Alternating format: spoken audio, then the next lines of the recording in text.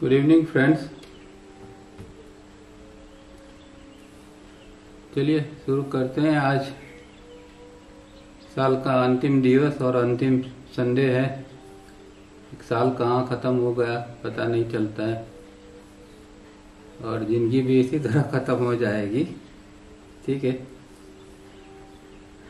जितना हो सके इतना हमें हमारे प्रति जागृत होकर कुछ करना चाहिए।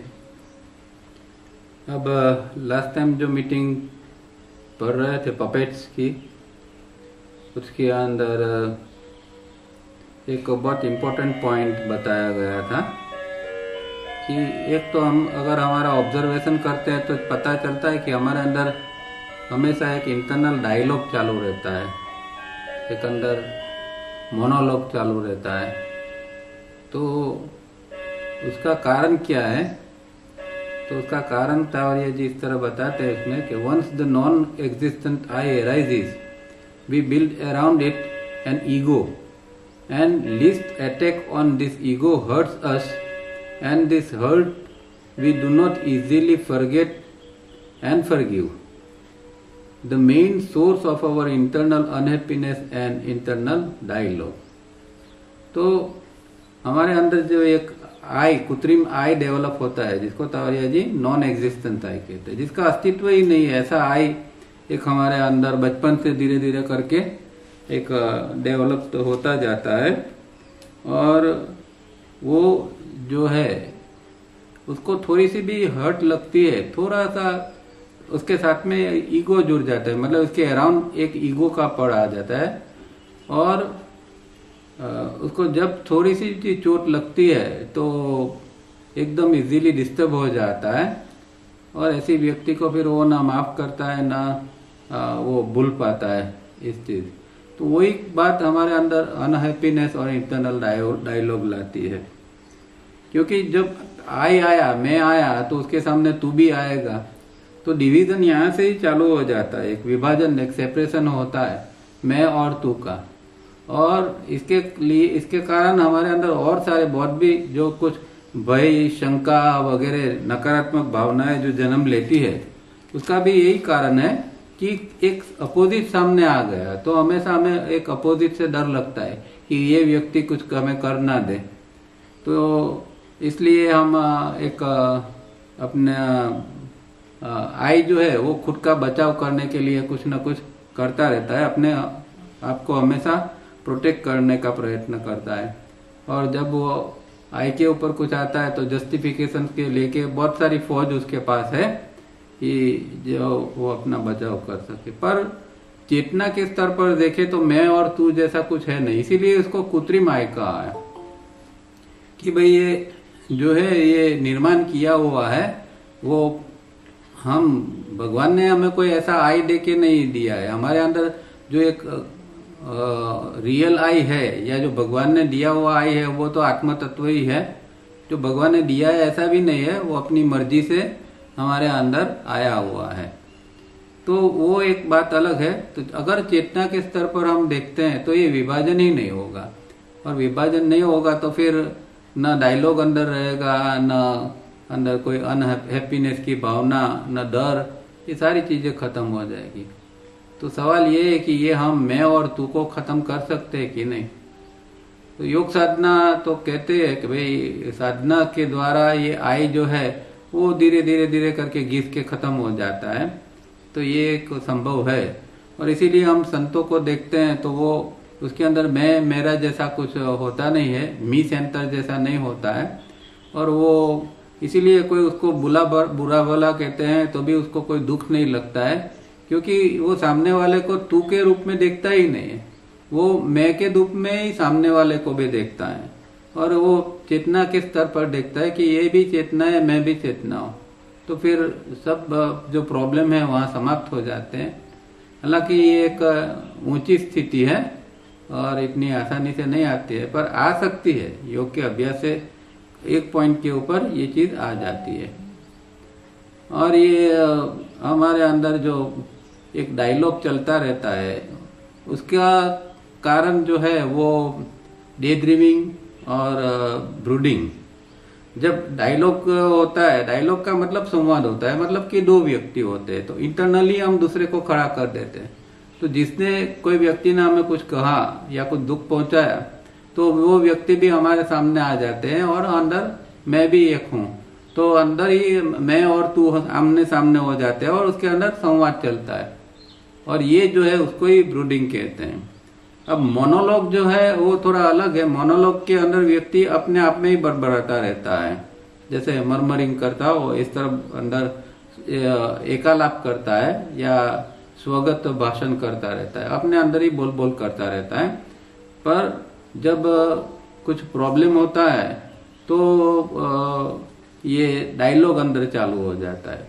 तो जो भी कुछ है, डायलॉग है, मोनोलॉग है, कुछ भी है, उसका मेन कारण जो है हमारे अंदर ये नॉन एग्जिस्टेंट आई है, और इसके ऊपर हमें काम करना चाहिए।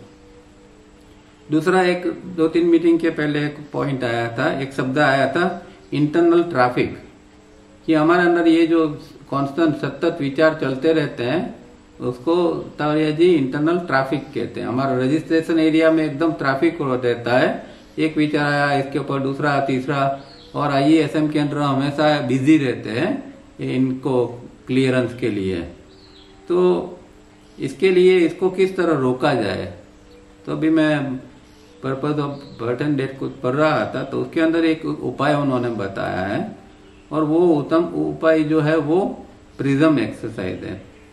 तो वो इसमें क्या कहते हैं कि हमारा आंतरिक जीवन कितना बेकाबू और कंगाल है, हमारा आंतरिक जीवन जो है वो बेकाबू और कंगाल है, और इस अफरा तफरी को रोकने और कम करने के लिए प्रिज्म की पद्धति उत्तम मार्ग है। तो जिसको अपने विचारों को कम करना है, ध्यान की स्थिति निर्माण करना है और आगे जाके ध्यान डेवलप करना है, इसके लिए ये प्रिज्म की प्रैक्टिस रोज करनी चाहिए और अच्छी तरह करनी चाहिए, और धीरे धीरे उसमें बढ़ना चाहिए, क्योंकि प्रिज्म की 3-4 प्रैक्टिस है, अपग्रेडिंग ऑफ अवेयरनेस की 3-4 प्रैक्टिस है, उसमें 2 प्रैक्टिस प्रिज्म की है। तो उसके अंदर धीरे धीरे आगे बढ़ना है, और शुरुआत 5 मिनट से करके धीमे धीमे आगे 10 मिनट 15 मिनट करके और भी आगे हम जा सकते हैं। तो प्रिज्म का भी समय बढ़ा सकते हैं, पर प्रोवाइडेड कि हमारे अंदर जरा स्थिरता आए। जो देखते हैं तो एक और विचार चालू है और खाली देखते रहते हैं तो कोई मतलब नहीं है, उसके अंदर विचार जो है हमारे कम होते जाने चाहिए, तो फिर हम समय भी बढ़ा सकते हैं। तो एक प्रिज्म ये जो है, जिनको अपने विचार कम करने हैं तो ध्यान की स्थिति के लिए बहुत अच्छी चीज बताई गई है।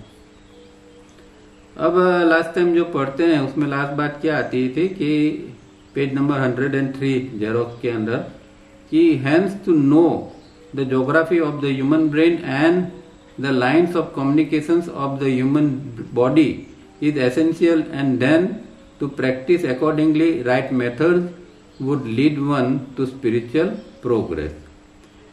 तो आज भी हमारा जो अभी आगे इस पेपर खत्म करने के बाद पढ़ेंगे वही geography of the human brain है, और ये ह्यूमन ब्रेन जो है हमारा उसके साथ में हमारा जो ह्यूमन बॉडी है, और दोनों के अंदर कुछ ऐसी लाइनिंग है, और वो लाइनिंग के ऊपर कुछ पॉइंट है।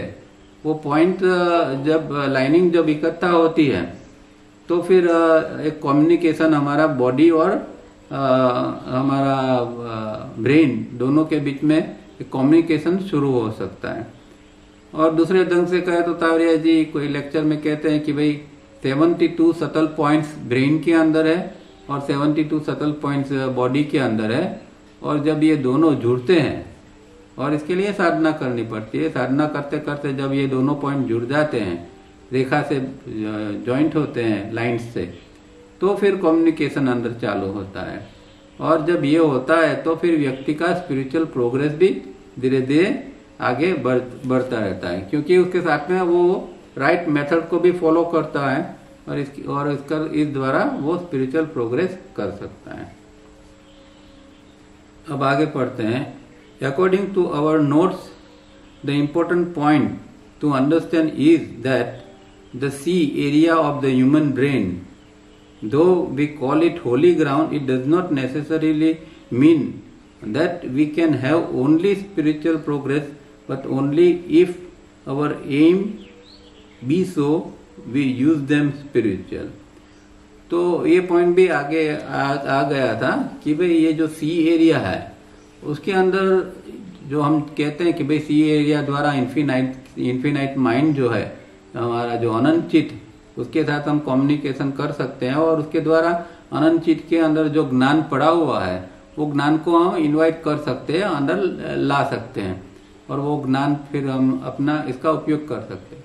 अब ऐसा जरूरी नहीं है कि वो ज्ञान स्पिरिचुअल ही हो, क्योंकि व्यक्ति का इंटरेस्ट क्या है। अब मानो कि एक साइंटिस्ट है और वो कोई खोज करना चाहता है और उसके लिए कुछ उसको इक्वेशन या कुछ चाहिए, तो अगर वो सी जो ये है सी एरिया उसके अंदर जा सकता है और वहाँ वो फिर ये अपनी डिमांड रखेगा, एक इच्छा को अंदर व्यक्त करेगा कि मुझे इस प्रकार का ज्ञान की आवश्यकता है, तो हो सकता है कि उसको जिस तरह का ज्ञान की जरूरत है इस तरह का ज्ञान उसको मिलेगा। या किसी कोई साहित्यकार है तो साहित्यकार को जिस प्रकार की चाहिए उस प्रकार का ज्ञान मिल सकता है। कोई म्यूजिशियन है, कोई ऐसी सुपर धुन कई बार हम सुनते हैं तो एकदम आश्चर्यचकित हो जाते हैं कि ये कहाँ से ऐसा कंपोजिशन हो गया होगा। तो इस एरिया से कई चीजें निकल के आती है और हर व्यक्ति मतलब कि जो वहाँ कम्युनिकेट कर सकता है उस हर व्यक्ति के अंदर, चाहे वो स्पिरिचुअल हो या कोई और फैकल्टी की व्यक्ति हो, तो वो कम्युनिकेट करके इस प्रकार का ज्ञान प्राप्त कर सकती है। The C area of the human brain is able to be in rhythm with the infinite mind and can from the infinite mind's innumerable volumes receive any chapter that is required, be it for worldly knowledge or worldly goods or for spiritual progress। तो जो ये चित्ती शक्ति है, infinite mind है, उसके अंदर इननंबरेबल volume पड़े हैं, मतलब असंख्य प्रकार का ज्ञान पड़ा हुआ है। जिस प्रकार का ज्ञान चाहिए इस प्रकार का, चाहे कोई एस्ट्रोलॉजी का, एस्ट्रोनॉमी का, पृथ्वी के बारे में जानना है, कोई पर्टिकुलर गैलेक्सी के बारे में, जो आज साइंस प्रयत्न कर रही है। साइंस बाहर के साधनों द्वारा बड़े बड़े टेलीस्कोप बनाएंगे, ये करेंगे वो करेंगे और नए नए स्टार्स को ढूंढेंगे, कोई गैलेक्सी को ढूंढेंगे, ब्लैक होल कहाँ है, ये वगैरह। तो ये सारी चीज का जो ज्ञान है वो अंदर से भी प्राप्त हो सकता है। और इसीलिए तो जैसे कहते हैं कि भाई आर्यभट्ट ने 5वीं शताब्दी में ही कह दिया था कि भाई पृथ्वी तो गोल है और वो सूर्य के आसपास घूमती रहती है, न कि पृथ्वी स्थिर है और सूर्य उसके आसपास घूमता है। क्योंकि पहले मान्यता ऐसी थी कि पृथ्वी स्थिर है और सूर्य उसके आसपास घूमता है। अब 5वीं सदी में आर्यभट्ट ने कैसे जान लिया? उस समय तो कोई शास्त्र भी नहीं, कोई साधन भी नहीं थे ऐसे टेलीस्कोप वगैरह। तो वो जो सी एरिया जो है उसका उपयोग व्यक्ति कर सकती है और ये ब्रह्मांड का ज्ञान भी प्राप्त कर सकती है। तो ये सी एरिया इस तरह जब रिदम में होता है और रिदम के साथ में इन्फिनाइट माइंड के साथ कम्युनिकेट कर सकता है और किसी भी प्रकार का, वो चाहे वर्ल्डली नॉलेज हो तो वर्ल्डली नॉलेज भी प्राप्त कर सकता है, कोई चीजों का, वस्तुओं का, या आध्यात्मिक प्रगति के लिए जो ज्ञान चाहिए कि भाई मुझे क्या साधना करनी चाहिए। क्योंकि ये भी एक सबसे बड़ा प्रश्न होता है, जो व्यक्ति ये साधना करना चाहता है पर कई बार लोगों को समझ भी नहीं आता है। क्योंकि अब क्या प्रॉब्लम क्या हो गया कि ज्ञान इतना अवेलेबल हो गया, हर तरह ज्ञान पुस्तकों के जरिए, ये सोशल नेटवर्किंग के जरिए हर जगह पर आपको ज्ञान उपलब्ध हो जाएगा। तो ज्ञान का इतना विस्फोट हो गया है, तो इसका प्रॉब्लम ये है कि व्यक्ति फिर कोई पसंद ही नहीं कर सकता है, उसको सही चॉइस मिलती नहीं कि क्या सही है और किसको चीज को हम जाना जाए, किस चीज को हम अपनाएं। तो ये अगर सी एरिया के अंदर किसी तरह भी कोई छोटी मोटी प्रैक्टिस करके जा सकता है तो वहां से एक बार वो जान लेगा व्यक्ति कि मेरे लिए ये मार्ग है और मैं इस तरह ये प्रैक्टिस करूंगा तो और सक्सेसफुली आगे बढ़ पाऊंगा, ये भी हो सकता है। It depends in which direction one wishes to use the great possibilities of the C area of the human brain. तो ग्रेट पॉसिबिलिटीज तो पड़ी हुई है वहां, और इसीलिए कोई भी डायरेक्शन में से हम ये ज्ञान जो है उसको प्राप्त करते हैं। कोई भी डायरेक्शन मतलब कि कोई भी फैकल्टी का ज्ञान हम यहाँ प्राप्त कर सकते हैं। और इसीलिए हम जानते हैं कि कई लोगों ने जो ज्ञान प्राप्त किया है वो आध्यात्मिक ज्ञान नहीं है, फिर भी हम इसको कह सकते हैं कि ये कोई एक्स्ट्रा ऑर्डिनरी ज्ञान था। दूसरी फैकल्टी को भी अंदर भी देखते हैं, जैसे शेक्सपियर ने जो नाटक जो ड्रामा जो क्रिएट किए हैं, लिखे हैं, तो कई ऐसे हैं उसके अंदर जो कोई डायलॉग आते हैं तो वो एकदम कोई अलग प्रकार का कहीं से और से आया हो ऐसा लगता है। तो इसका कारण यही है कि ऐसे लोग व्यक्ति कोई आध्यात्मिक ये नहीं होता है, फिर भी ऐसी व्यक्ति भी वहां से कुछ न कुछ पा लेती है और वो लिख के या बता सकती है।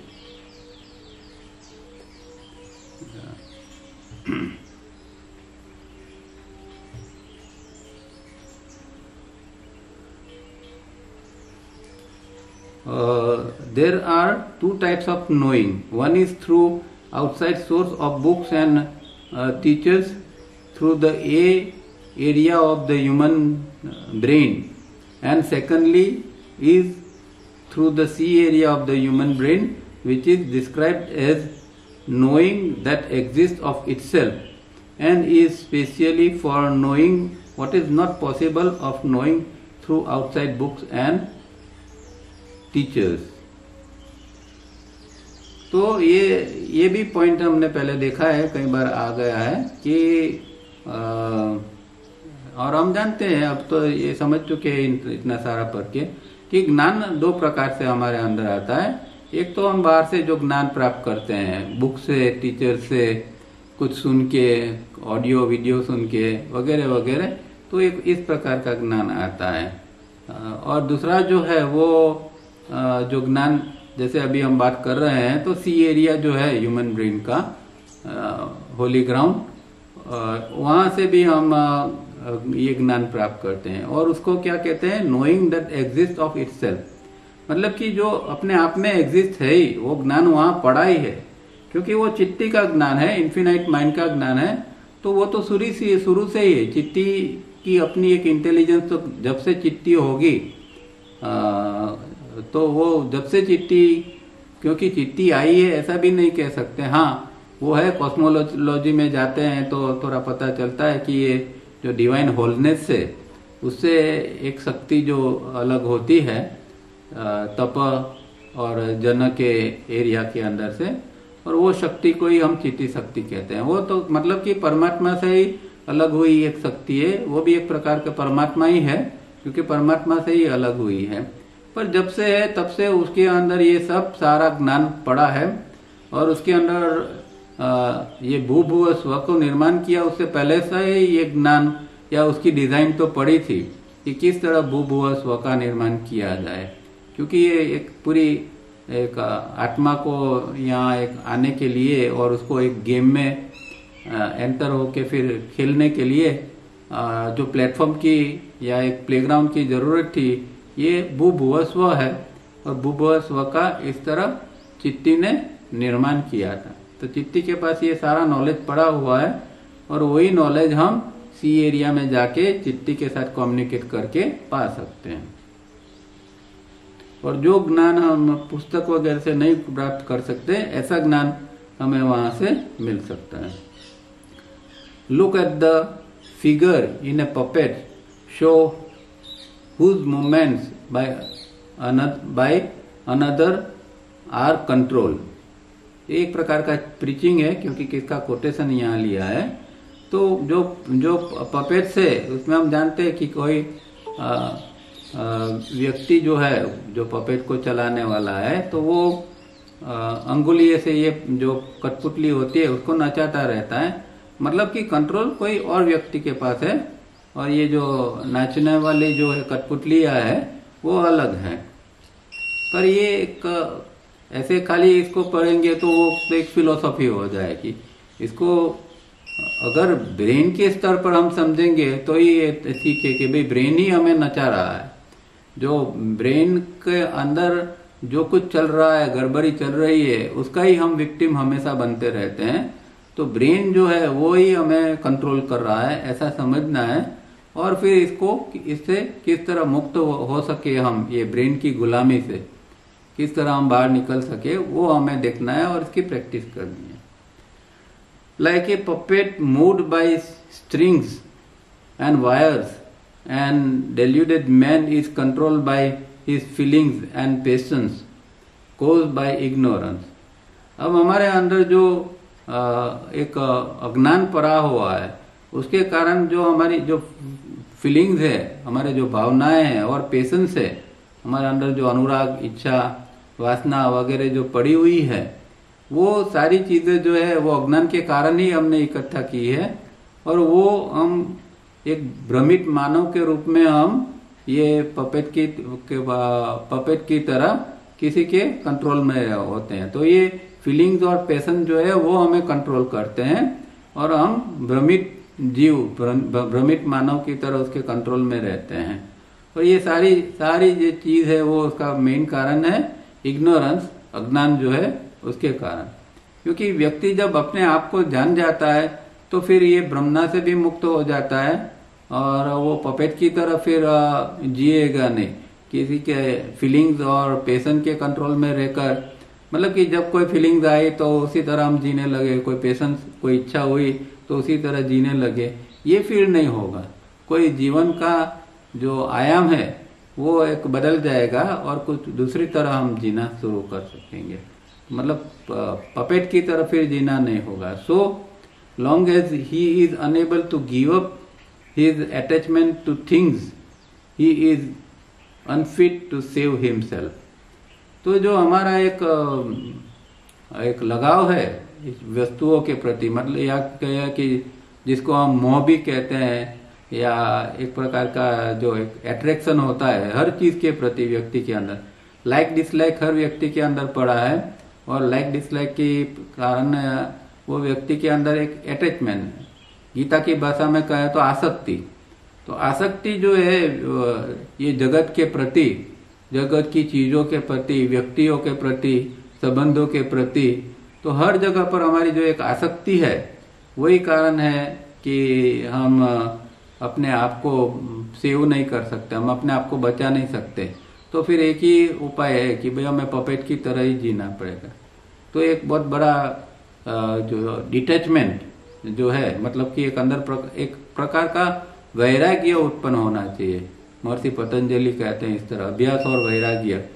तो अगर वैराग्य उत्पन्न अंदर होता है तो अपने आप में चीजों का प्रति का आकर्षण कम होता जाएगा। और जिस तरह हमें साधना करनी है, जिस तरह हमें अपने माइंड को, अटेंशन को अंदर की ओर ले जाने का प्रयत्न करना है, वो सब कुछ फिर हो सकेगा। अब जब तक जीव भागता रहता है बाहर के दुनिया में, या फिर मौज मजा के अंदर, कि अभी जैसे आज 31 दिसंबर है तो हर जगह पर पार्टी होगी, तो मौज मजा एक जीव को चाहिए हमेशा कि उस पार्टी में जाए, उधर जाए, आनंद करे, मजा करे। तो वो जो है वो कोई बुरी चीज नहीं है, पर उसके प्रति जो लगाव और एक अट्रैक्शन रहता है तो फिर वो हमें प्रैक्टिस के अंदर डीप में जाने नहीं देता है। I am sorry, my own obstructing karma does not allow me to understand the profound doctrine. ये भी एक कोटेशन है कि व्यक्ति कहता है कि मैं दिलगीर हूं कि मेरे अपने ही कर्म जो विघ्नकारक, जो मुझे रोक रहे हैं, ऐसे कर्म जो है वो मैं जो प्रोफाउंड डॉक्ट्रिन है, मतलब कि जो गहरे सिद्धांत है आध्यात्म के, प्रकृति का जो रहस्य है और उसका जो ज्ञान है, उसकी जो अंडरस्टैंडिंग है, उसको मैं स्वीकार नहीं कर सकता हूँ, उसको मैं ला नहीं सकता हूँ। तो व्यक्ति अपने आप में ही बंधा हुआ है। उसके कर्म तो उसके बांटते हैं, पर कर्म के साथ साथ में उसकी जो फीलिंग, पेशेंस वगैरह भी उसको बांटता है। और जो कुदरत क्या है उसके बारे में जो है हमारा अज्ञान, हम अज्ञान से ही जीते हैं, वो प्रोफाउंड डॉक्ट्रिन है, उसको हम समझ नहीं सकते हैं। और इस तरह हमारा स्पेक्ट्रम ऑफ स्ट्रक्चर भी वही लेवल के ऊपर बना हुआ होता है। One should develop a mind into bracket C area of brain which does not abide anywhere. तो हमें ऐसा हमारा जो सी एरिया ब्रेन है उसको डेवलप करना है कि वो कहीं भी वो वश में ना हो सके, मतलब वो किसी के दबाव में ना रहे, वो सी एरिया अपने आप में मुक्त रहे और वहां से हम ज्ञान को प्राप्त कर सके। क्योंकि हमने पीछे पढ़ा था कि ये सी एरिया तो ज्ञान को प्राप्त करता है, पर क्योंकि रजिस्ट्रेशन एरिया के अंदर इतना सारा ट्रैफिक विचारों का चालू रहता है, तो वो ज्ञान जो है वो रजिस्ट्रेशन एरिया तक पहुंचता नहीं है। तो ये एक प्रॉब्लम है। इसके लिए यहाँ कहा है कि वो अबाइड नहीं होना चाहिए किसी से। To achieve one's fundamental nature. अब 6 प्रकार के स्ट्रगल्स यहाँ बताया है कि व्यक्ति कहाँ किस तरह स्ट्रगल करता है। तो रियलाइज दिस, मतलब जब उसको प्रतीत होता है, कुछ प्रतीति होती है, वो एक स्ट्रगल का कारण होता है कि भाई अंदर ये चल रहा है, इसकी प्रतीति है, तो एक स्ट्रगल का कारण है। Strive not to slide back after achieving. तो प्राप्त करने के बाद इसे फिर पीछे मत फेंकना है। उसको जब हम फिर से पीछे कर देते हैं तो वो भी एक स्ट्रगल का कारण है। मतलब कोई चीज को प्राप्त किया फिर उसके टिके नहीं रहते। साधना के अंदर भी कोई स्थिति बनी तो उसके ऊपर टिके नहीं रहते हैं, वो चीज फिर बिछड़ जाती है। और वही चीज महर्षि पतंजलि ने जो ऑब्स्टिकल्स बताए, 9 प्रकार के अंतराय, उसके अंदर ये चीज दी हुई है। टू एस्टेब्लिश इन दिस, तो किसी चीज के ऊपर एस्टेब्लिश होने में के लिए भी स्ट्रगल करना पड़ता है। जैसे 3 स्टेप को हम एस्टेब्लिश करने के लिए हमें कितनी स्ट्रगल करनी पड़ती है, तब धीरे धीरे करके वो एस्टेब्लिश होता है। टू सुपरसीड दिस स्ट्राइविंग, तो प्रयत्न को जब हम लांग देते हैं, उसके ऊपर निकल जाते हैं, तो ये एक स्ट्रगल का कारण होता है। स्टेट ऑफ ब्लिस, एक आनंद जो है, आनंद की स्थिति, और आनंद की स्थिति को लाने के लिए भी स्ट्रगल करना पड़ता है। लास्ट में to wipe out this state of bliss, तो अंत में तो फिर उसको भी साफ कर देना पड़ता है, क्योंकि कुछ रहता नहीं। जब एक नथिंगनेस या एम्प्टीनेस की स्थिति आती है तो उसके अंदर ब्लिस होती है, पर वो ब्लिस कोई उसका मेन प्रोजेक्शन नहीं होता है। तो इस तरह की कुछ ये चीजें यहाँ उन्होंने दी है स्ट्रगल के लिए। यहाँ मीटिंग हमारी ये खत्म होती है पपेट्स की। अब मेन जो है वो ज्योग्राफी ऑफ ह्यूमन ब्रेन के ऊपर जाते हैं। और इसके अंदर बात तो जो पहले हो चुकी है वही है, पर अलग ढंग से वो यहाँ फिर से समझाते हैं, क्योंकि ये सारी चीजों को बार बार समझना बहुत जरूरी होता है। और यहाँ ज्योग्राफी का मतलब जो है वो एक प्रकार से जो कौन सी एरियाज है। अब देखो इसकी भी डेट जो है 27 दिसंबर 84, मतलब इसी महीने के दिसंबर का ही है। दिसंबर का लास्ट वीक का ये पेपर है। और 84 में, मतलब कि आज से 39 साल पहले का ये पेपर है, उस समय लिखा गया होगा। तो थोड़ा पढ़ते हैं उसको भी। It seems that the geography of human brain is not clear to many of you. I am therefore clarifying once again. तो ये चीज तो उन्होंने बताई है, फिर भी हो सकता है कि कई लोगों को इतनी क्लैरिटी नहीं हो कि भाई आफ्टर ऑल ये है क्या ज्योग्राफी, या इसके एरिया क्या क्या है। तो फिर से ये यहाँ बताने का प्रयत्न करते हैं। The brain is an entire mass of grey matter is not for thinking alone. अब ब्रेन जो है वो तो हमारा बहुत बड़ा है, उसका जो मास है, उसके अंदर जो पिन या उसका जो देर है वो बहुत सारा है, वो ग्रे मैटर का है, और वो उसका सबको थिंकिंग के लिए या विचारना के लिए सबकी जरूरत नहीं है। The whole mass is divided unequally between the thinking area and the administrative upkeep, development and maintenance area. This are the two major areas. तो ये जो है वो दो एरिया है मेन इसके अंदर बताया है, एक थिंकिंग इंस्ट्रूमेंट एरिया और दूसरा जो है एडमिनिस्ट्रेटिव या अपकीप, एडमिनिस्ट्रेटिव अपकीप का, डेवलपमेंट का और मेंटेनेंस का। मतलब कि एक विचारना का है, वो तो हम जानते हैं कि हमेशा हमारे अंदर विचारना चालू रहती है, विचार आते रहते हैं। पर दूसरा जो है वो ये जो हमारा ब्रेन है और ब्रेन के द्वारा हमारा जो पूरा शरीर है उसको मेंटेन करना है। मतलब कि दिन भर में जो कामकाज करते हैं तो बहुत सारे सेल्स मर जाते हैं, अंदर अनेक प्रकार के केमिकल्स वगैरह रिलीज होते हैं, तो एक सफाई की बहुत जरूरत अंदर होती है, और वो सारी चीजें रात को खास करके ये सब होता है। तो ये एडमिनिस्ट्रेटिव अपकीप का एरिया जो है वो रात को खास काम करता है, दिन में भी करता है, पर वो रात को मेंटेनेंस का काम करता है और हमारा बॉडी को फिर से ठीक ठाक कर देता है, ताकि दूसरे दिन हम फिर इस बॉडी का अच्छी तरह उपयोग कर सके। और उसका दोनों का अनइक्वल का डिवीजन है, डिवाइड किया हुआ है, मतलब दोनों इक्वल हिस्से में एक समान रूप में दोनों डिवाइडेड नहीं है। अब जो पहला एरिया है उसको ए कहते हैं, A the thinking instrument area.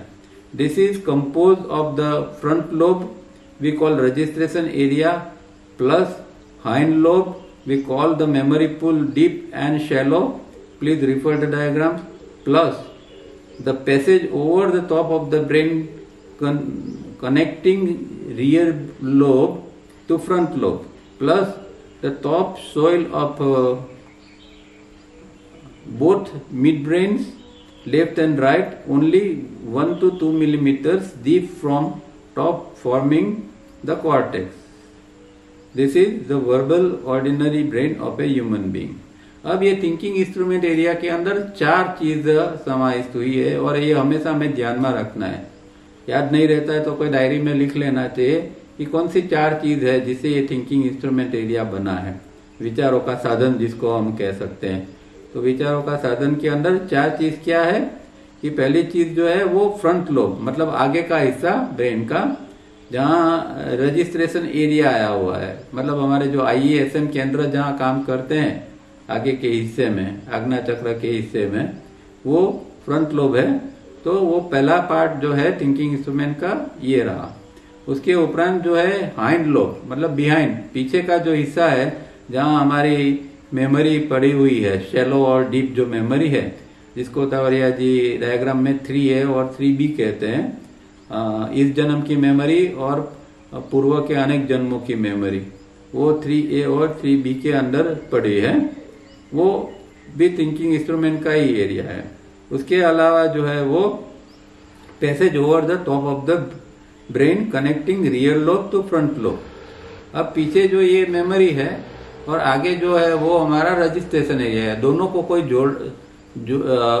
को जोड़ना पड़ता है, तो ही वो हमारा इम्पल्स जो है वो पीछे से आगे की ओर जाते हैं। क्योंकि हम जानते हैं कि पहले जो इम्पल्स है वो ये पीछे जो मेमोरी पूल है वहां आता है, और उसके बाद में मेमोरी लेके फिर दोनों ये टॉप सॉइल से होके ऊपर के हिस्से से, ब्रेन के ऊपर के हिस्से से होके यहाँ फ्रंट लोब में आते हैं। तो तीसरा हिस्सा ये भी थिंकिंग इंस्ट्रूमेंट का ही हो गया, विचार प्रक्रिया का। और लास्ट में the top soil of both midbrains left and right only 1 to 2 millimeters deep from top forming of cortex। तो कॉर्टेक्स का जो लेफ्ट और राइट साइड है, दोनों साइड, उसका जो 1 मिलीमीटर से 2 मिलीमीटर का अंदर का हिस्सा जो है,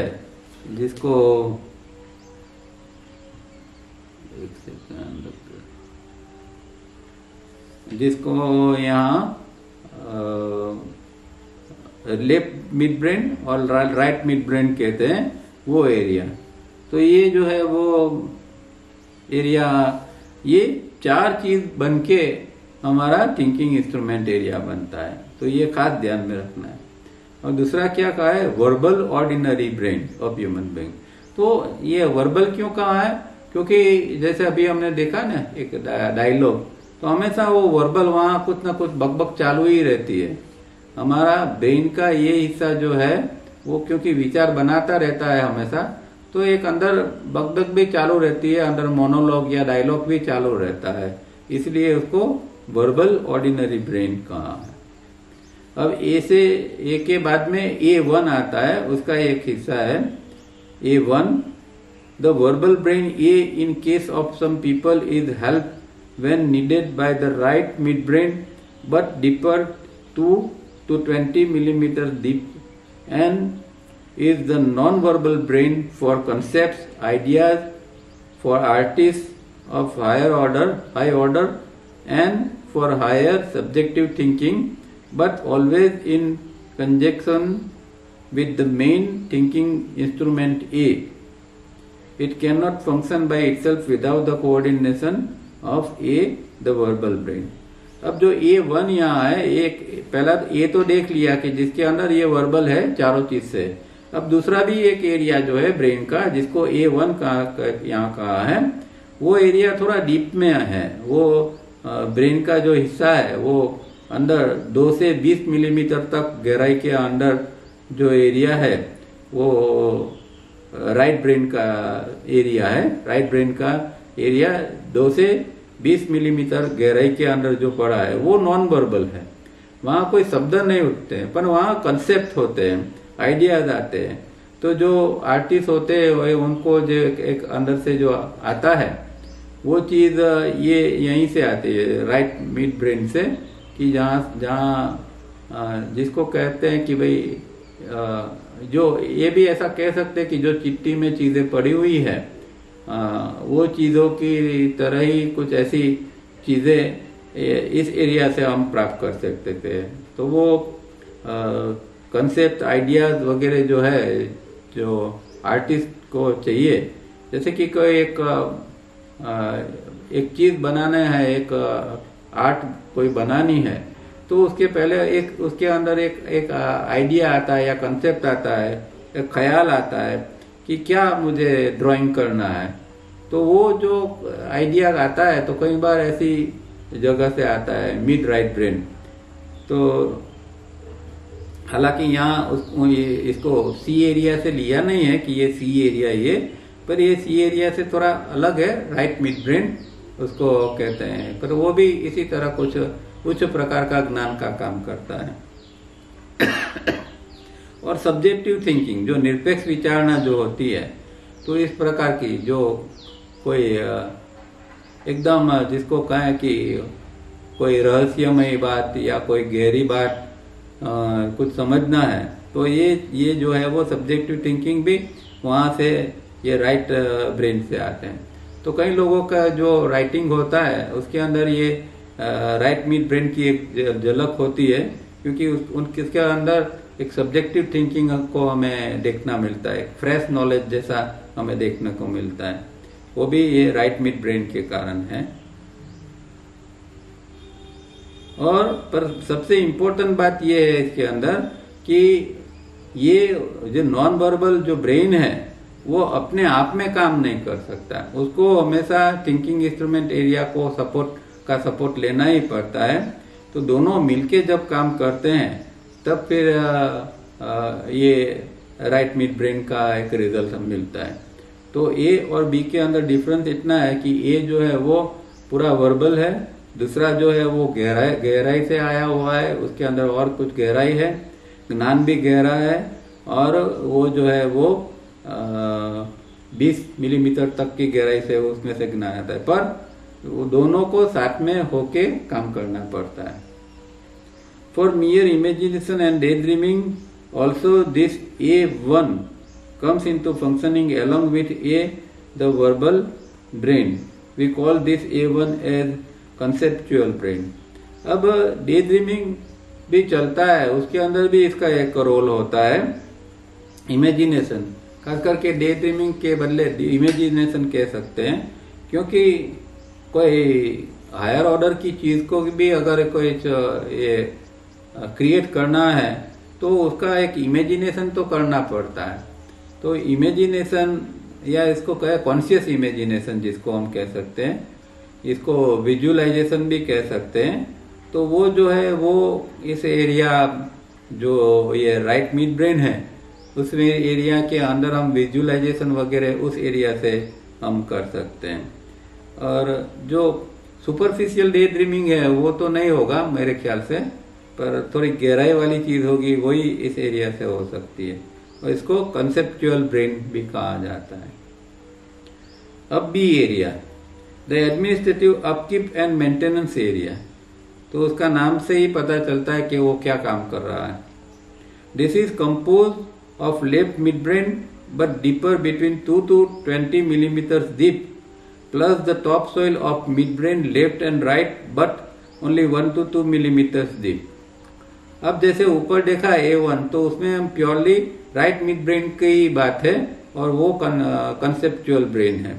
अब यहाँ जो है वो ब्रेन है वो मिड लेफ्ट ब्रेन है और वो भी 2 से 20 मिलीमीटर तक की गहराई वाला इसका एरिया है जहां से ये सारी काम होती है। उसके अलावा जो टॉप सॉइल है मतलब ऊपर का हिस्सा है लेफ्ट और राइट मिड ब्रेन का ऊपर का हिस्सा वो भी उसके अंदर उसकी काम में आता है। तो कुल मिला के ये लेफ्ट मिड ब्रेन है जहां से हमारा एडमिनिस्ट्रेटिव पूरे बॉडी का बॉडी और ब्रेन का और मेंटेनेंस का कामकाज होता है। और किस तरह मेंटेनेंस होता है वो तो हमने पहले देखा। तो ये बी एरिया जो है वो इस तरह करता है।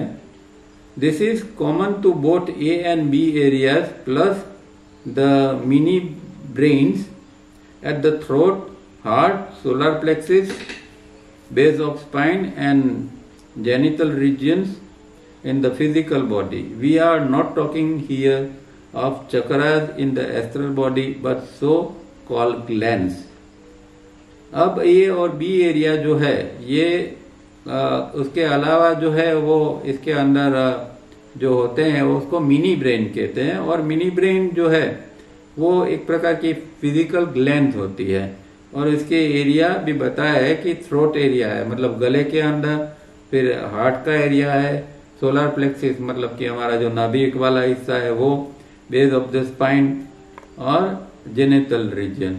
तो इस तरह ये हर जगह पर ये हमारे अंदर फिजियोलॉजिकल ग्लैंड जिसको एंडोक्राइन ग्लैंड कहते हैं वो हर जगह पर है। जैसे कि थ्रोट के अंदर थायराइड और पैराथायराइड है, हार्ट के अंदर थाइमस नाम की है, यहाँ सोलर प्लेक्सिस के अंदर जो है पेनक्रियास वगैरह है, नीचे जो है वो एक गोनॉइड है और उसके साथ में जो है सुप्रारेनल जिसको कहते हैं। इस तरह की जो ग्लैंड्स है एंडोक्राइन ग्लैंड वो इसको यहाँ मिनी ब्रेन का है।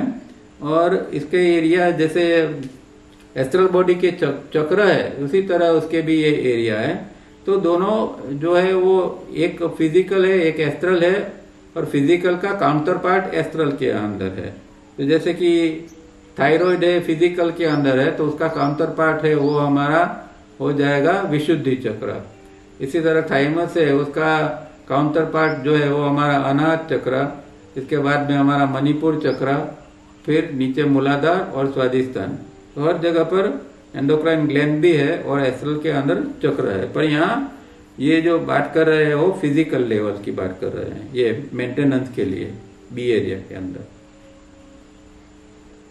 This whole administrative upkeep area B works in conjunction with the thinking instrument area A, and both A and B affect each other greatly.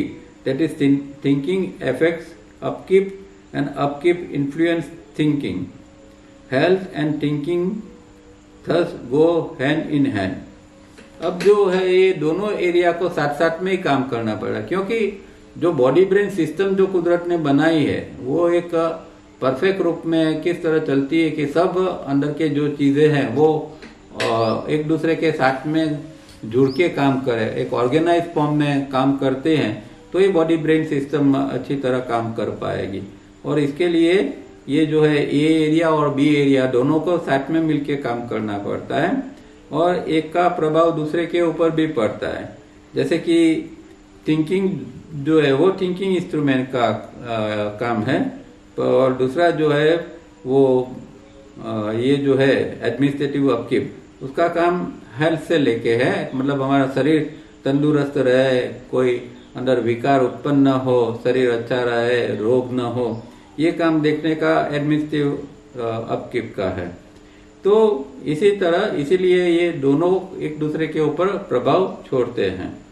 और ये भी हम देखते हैं कि जब हेल्थ अच्छी नहीं होती है तो थिंकिंग इंस्ट्रूमेंट भी अच्छी तरह काम नहीं करेगा, या थिंकिंग इंस्ट्रूमेंट जिसका वीक होता है उसकी हेल्थ भी इस तरह अच्छी नहीं रहती है, जिसको हम साइकोसोमेटिक डिसीज कहते हैं। वो सारे इसी कारण होते हैं कि इसके अंदर जो है वो थिंकिंग या हमारी साइकोलॉजी एक डिस्टर्ब होती है, हमारे अंदर इमोशंस डिस्टर्ब होते हैं, और उसका प्रभाव जो है वो हमारे शरीर की बीमारियों के इसके शरीर के ऊपर पड़ता है और बीमारी उसका कारण बन जाती है।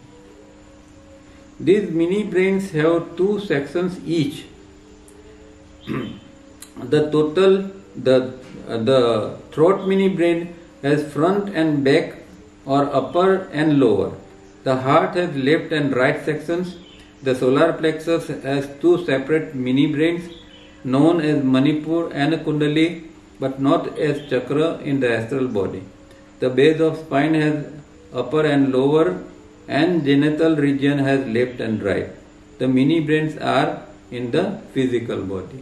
तो यहाँ फिर से वही एक बात बताते हैं, पर हर जो सेक्शन है, मतलब कि हर जो एरिया है उसके दो सेक्शंस है, कि जैसे कि ये पहला जो थ्रोट का है, जैसे चक्रों के अंदर होता है ऐसा ही यहाँ फिजिकल लेवल के ऊपर है, ऐसा वो बताते हैं। क्योंकि एस्ट्रल के अंदर विशुद्धि चक्र है थ्रोट के अंदर, तो उसका भी दो पार्ट है, उसको एंटीरियर और पोस्टीरियर कहते हैं। इसी तरह यहाँ का भी जो है वो इसको दो पार्ट के अंदर फ्रंट और बैक के रूप में यहाँ थ्रोट के लिए बताया है। और इसी तरह हार्ट जो है तो यहाँ फिजिकल में लेफ्ट राइट है, इसी तरह एस्ट्रल के अंदर भी लेफ्ट राइट है। जो हमारा अनाहत है, अनाहत के भी दो पार्ट है, चक्र एक है पर दो पार्ट है, लेफ्ट और राइट। इसी तरह सोलर के जो दो सेपरेट है, वो एस्ट्रल के अंदर मणिपुर और कुंडली के नाम से ही जाने जाते हैं, पर यहाँ फिजिकल में उसका नाम नहीं है, इसलिए ये कुंडली और मणिपुर नाम दिया है। वो एस्ट्रल का नहीं है, फिजिकल का है। और स्पाइन के अंदर जो है वो अपना मूलाधार है, बेस ऑफ द स्पाइन के ऊपर, वो ऊपर नीचे उसके दो हिस्से बताए हैं। और इसी तरह जो स्वादिष्ठान है उसके लेफ्ट और राइट, मतलब ये फिजिकल के अंदर है। और मणिपुर और जो मूलाधार और स्वादिष्ठान वगैरह ये सारे जो है वो एस्ट्रल के हैं, पर यहाँ मिनी ब्रेन फिजिकल की बात करते हैं।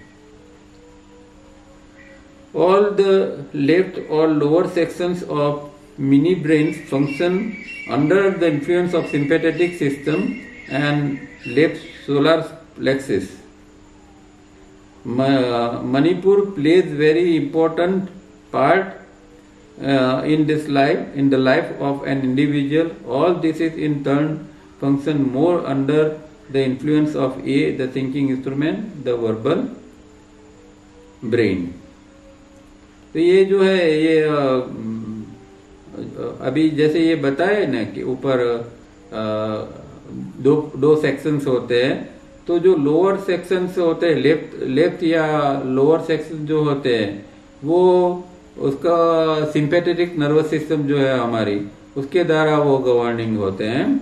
और दूसरा जो है जो बाकी के जो एरिया है, और ये जो हमारे अंदर मणिपुर चक्र है या सोलर प्लेक्सिस है, उसका एक बहुत गहरे एक इम्पैक्ट व्यक्ति के ऊपर होता है। क्योंकि ये जो मणिपुर एरिया खास करके जो एस्ट्रल का जो है वो तो एक इवोल्यूशन से, उत्क्रांति से आया हुआ है, तो इसीलिए हमारे अंदर जो एनिमलिक सेल्स काम कर रहा है, सेल्स होते हैं वो फिजिकल लेवल पर है, पर उसकी जो मेमोरी काम करती है वो एनिमलिक सेल्स जो हमारे अंदर इस तरह अभी भी जिंदा है, क्योंकि वो इवोल्यूशन से आया है। जो पशु पक्षी के अंदर था वही चीज, उसके अंदर जो डर था वगैरह जो कुछ था वो हमारे अंदर आया हुआ है। वो उत्क्रांति से इस तरह हमारे अंदर आया हुआ है। तो मणिपुर का रोल व्यक्ति के लाइफ के अंदर बहुत गहरा है, और इसीलिए हर व्यक्ति के अंदर ये एनिमलिक सेल्फ भी है, और इसी तरह हर व्यक्ति के अंदर डर से लेके बहुत सारी नेगेटिव इमोशंस पड़े होते हैं।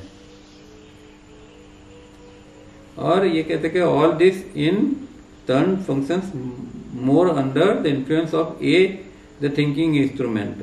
तो ये जो कुछ चक्र, ये जो मिनी ब्रेन्स है, उसका इन्फ्लुएंस ये थिंकिंग इंस्ट्रूमेंट के द्वारा भी होता है। थिंकिंग इंस्ट्रूमेंट इनके ऊपर प्रभाव पड़ता है और वो इस तरह काम करते रहते हैं। All the right or upper sections of the mini brains function under the influence of the parasympathetic system, the corrective systems we call it, and right solar plexus, that is Kundali region, plays an important part in life of an individual. All this function more under the influence of right midbrain or non-verbal brain.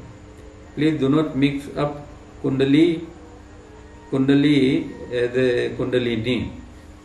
अब जो है ये दूसरा part उसका बताया। पहले जो है वो लेफ्ट या लोअर सेक्शन बताए, अब ये जो है राइट या अपर सेक्शन बताते हैं ये मिनी ब्रेन के।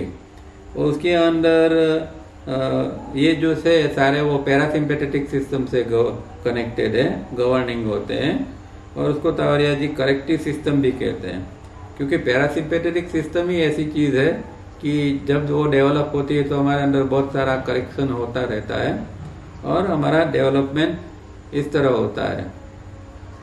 और राइट जो सोलर प्लेक्सस है, जिसको कुंडली कहते हैं, वो जो है उसका भी एक इम्पोर्टेंट रोल हमारे अंदर है, क्योंकि जैसे लेफ्ट जो पार्ट है उसका सोलर प्लेक्सिस का, जिसको मणिपुर कहते हैं, इसका जैसे हमने देखा कि उसके अंदर एनिमलिक सेल्स वगैरह काम करते हैं और इसका एक नकारात्मक प्रभाव हमारे ऊपर होता है व्यक्ति के अंदर। पर यहाँ जो कुंडली है वो जो है वो पॉजिटिव है, इसीलिए उसका जो है वो अच्छा प्रभाव व्यक्ति के जीवन के अंदर या उसकी हेल्थ से लेके हर चीज के ऊपर, उसकी विचारणा के ऊपर, हर जगह पर इसका पॉजिटिव या अच्छा एक इम्पैक्ट ये कुंडली चक्र द्वारा पड़ता है।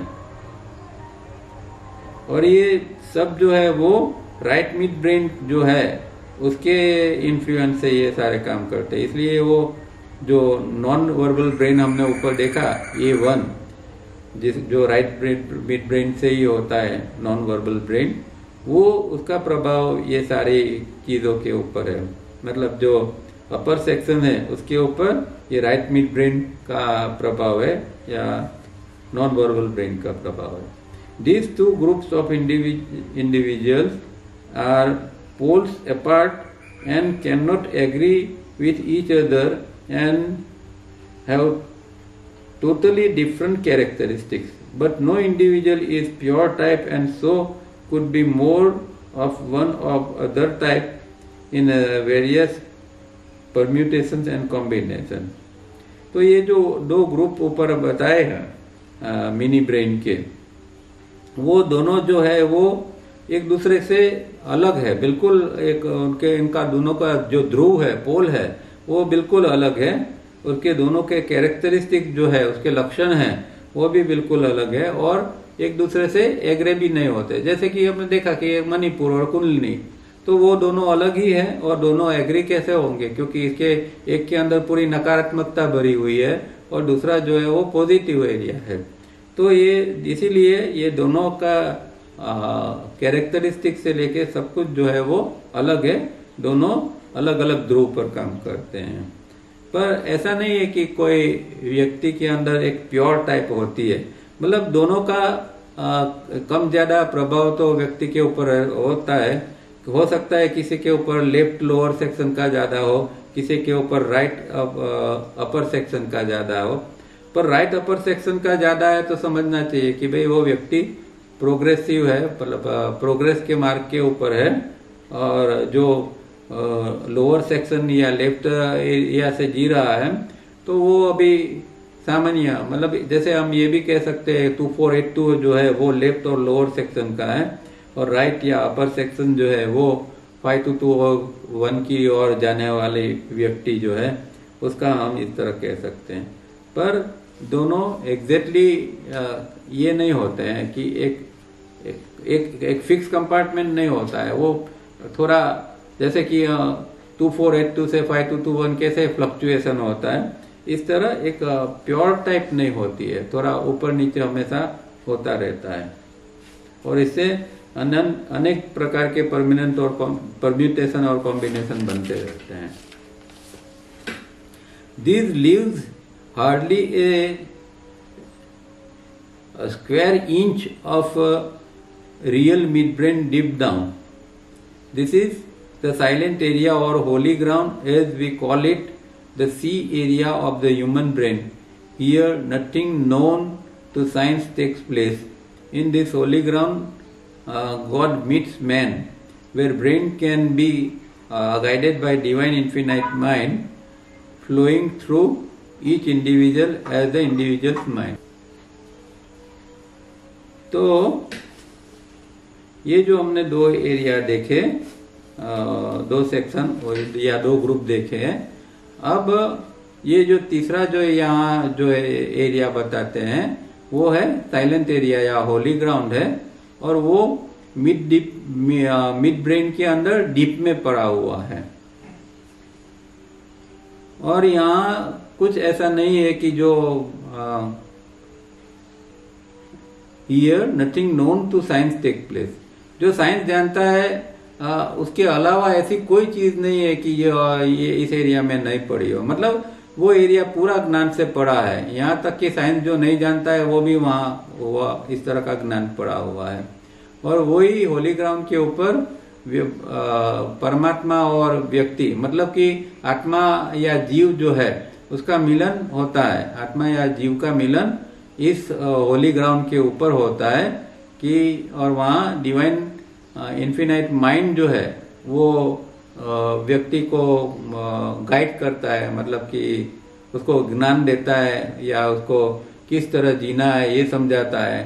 क्योंकि ये आत्मा और जीव जब मिलते हैं तो जीव के अंदर जैसे कहते हैं कि भाई रोज रात को जीव जो है वो आत्मा को मिलने जाता है हमारे अंदर, और वो वहां से बहुत सारी एक शांति या एक कुछ अच्छी चीजें लेके आता है ताकि वो दूसरे दिन वो अच्छी तरह जी सकता है।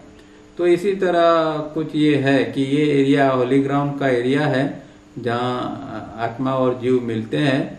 वहां से ही ये इन्फिनाइट माइंड का गाइडेंस और ज्ञान जो है वो जीव को या व्यक्ति को, इंडिविजुअल को मिल सकता है। और इसको इंडिविजुअल माइंड, जैसे इंडिविजुअल माइंड जिस तरह काम करता है वो ये यहाँ काम करता है, क्योंकि इन्फिनाइट माइंड वही इंडिविजुअल माइंड है। There is a total difference between brain and mind. Brain is an organ and mind is part and parcel of divine infinite mind. ये तो अभी इतने समय से हम पढ़ते हैं तो ये बात तो हम समझते हैं। ये लंग्स एरिया से रिलेटेड है, तो लंग भी हमारे ठीक रहने चाहिए और ब्रेन जो है वो भी रहना चाहिए। तो दोनों हेल्थ की अच्छी कंडीशन में रहना चाहिए और उसको हमें एक रिगार्ड देना चाहिए, वो डिसरिगार्ड नहीं होना चाहिए, उसका अवमान नहीं होना चाहिए।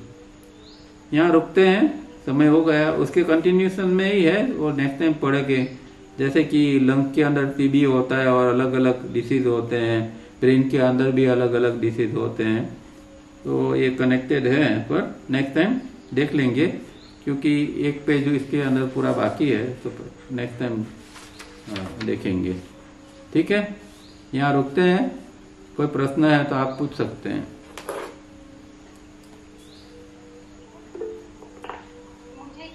Good afternoon, good evening. हाँ, कौन पूछ रहे हैं, राजू भाई या फिर बबीता? हाँ, कोई भी एक पूछिए। चलिए राजू भाई बोलिए। ठीक है, हाँ जी बोलिए। हाँ, पहले तो मुझे आपसे वो करनी है कि मैं 3 सेशन के लिए I was out of session. हाँ, सब अगेन मिनट मेरे धीरे धीरे गुजर गए। Oh very sorry. हाँ, थोड़ा ऐसा हो गया था। Okay okay. तो ये अच्छा, ये बात तो हो गई। अभी मेरा ये आपका दो क्वेश्चन है मेरे। हाँ एक तो ये है कि इसका राइट ब्रेन जो चलता रहता है, हाँ तो हाँ जो क्रिएटर थिंकर है, फिलोसोफर है, कलाकार है, हाँ, तो नॉर्मली वो व्यवहार में बहुत वीक होते हैं। किस में वीक होते हैं? व्यवहार में। व्यवहार में, अच्छा। डे टू डे व्यवहार में। हाँ हाँ हाँ। ऐसा हमने देखा है।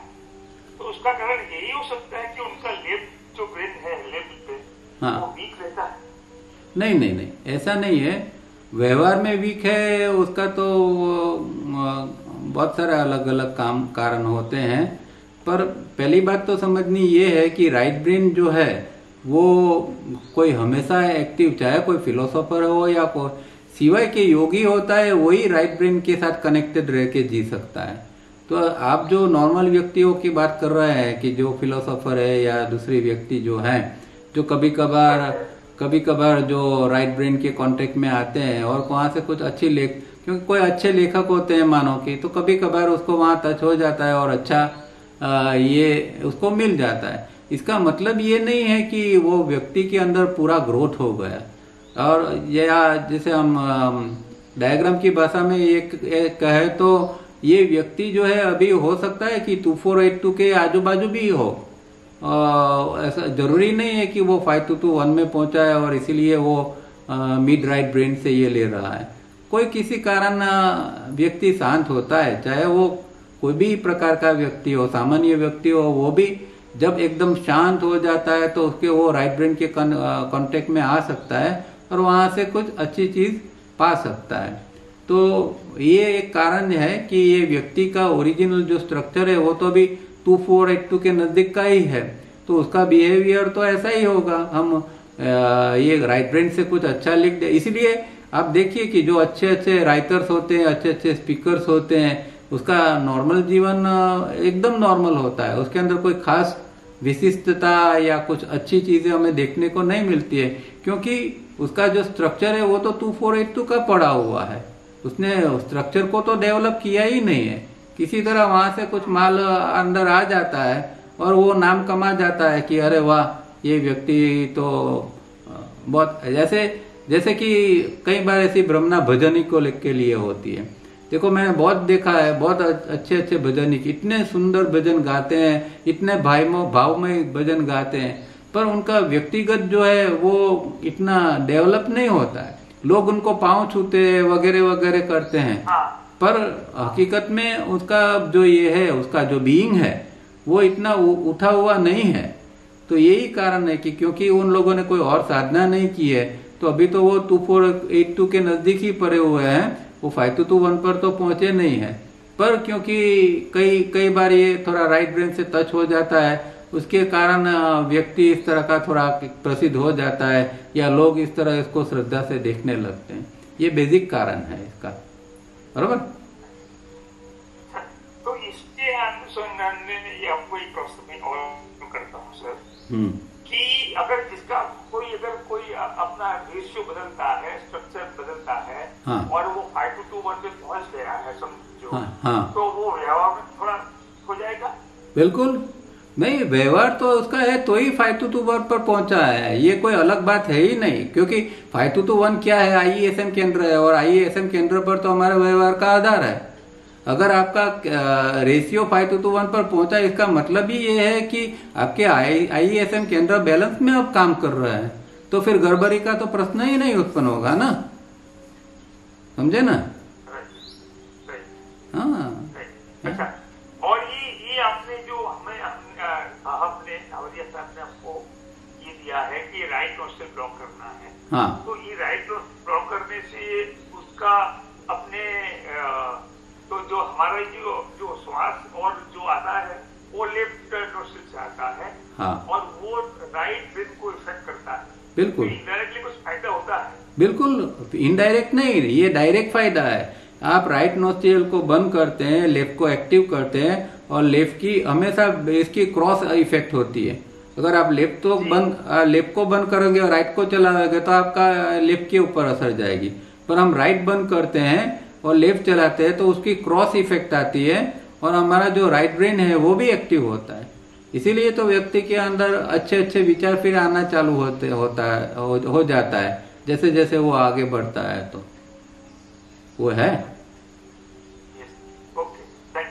ओके ठीक है सर, मुझे ये पूछना था कि प्रिज्म की जो एक्सरसाइज है वो क्या बाहर बैठ के ही करनी है या मतलब लाइट जो हमारे बल्ब वगैरह है इलेक्ट्रिसिटी उसकी रोशनी में भी कर सकते हैं? नहीं नहीं बिल्कुल नहीं। रात की मतलब कि दिन के अंदर थोड़ा अंधेरा लगता है तो आप लाइट जलाओ तो वो ठीक है, पर शाम के बाद उसकी प्रैक्टिस नहीं करनी है। लाइट जला के शाम को जैसे अभी अंधेरा हो रहा है तो अभी इस तरह नहीं करना है, वो दिन के प्रकाश में ही करना है। और दिन का प्रकाश घर के अंदर बहुत कम आता है तो कोई आप लाइट जला सकते हैं, पर शाम के बाद में नहीं करनी है। करते तो मॉर्निंग में, लेकिन अर्ली मॉर्निंग करते तब प्रकाश तो नहीं होता तो लाइट दिन। हाँ तो वो अर्ली मॉर्निंग, वही मैं कहता हूँ ना कि अर्ली मॉर्निंग में दिन का थोड़ा प्रकाश तो आता है ना, तो दिन का थोड़ा प्रकाश आता है और प्रकाश कम लगता है तो आप थोड़ा लाइट जला के कर सकते हैं। पर एकदम अर्ली मॉर्निंग मतलब 4-5 बजे जब एकदम अंधेरा होता है तो उस समय लाइट जला के नहीं करना है। ठीक है। और ये कि छत के नीचे करें या फिर बाहर करें कोई फर्क नहीं? नहीं कोई फर्क नहीं है। आपका जहाँ अटेंशन, शांत वातावरण है, जहाँ कम से कम आवाज आ रही है, ऐसी जगह पर आप कहीं पर भी कर सकते हैं। छत पर करो, घर में करो, कहीं पर भी कर सकते हैं। ठीक है। चलिए, तो कल से नया साल शुरू होता है। सबको हार्दिक शुभेच्छा। नया साल में और हम काम करें और आध्यात्मिक प्रगति करें। सबको शुभेच्छा। रुकते हैं यहाँ। Thank you.